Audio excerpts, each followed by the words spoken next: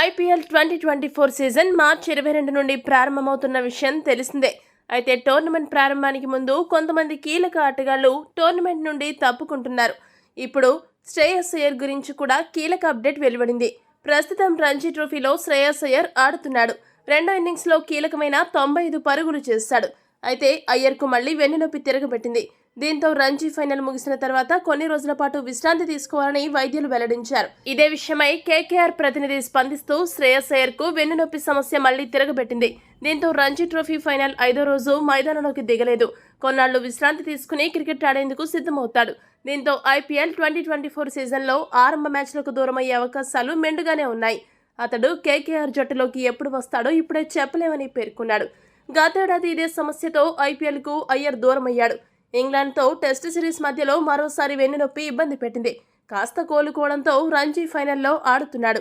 ఒకవేళ శ్రేయస్ అయ్యర్ అందుబాటులో లేకపోతే కోల్కతా యాజమాన్యం మళ్లీ నితీష్ రాణాకు సారథ్య బాధ్యతలు అప్పగిస్తుందా లేక కొత్తగా ఎవరినైనా కెప్టెన్ చేస్తుందో వేచి చూడాలి.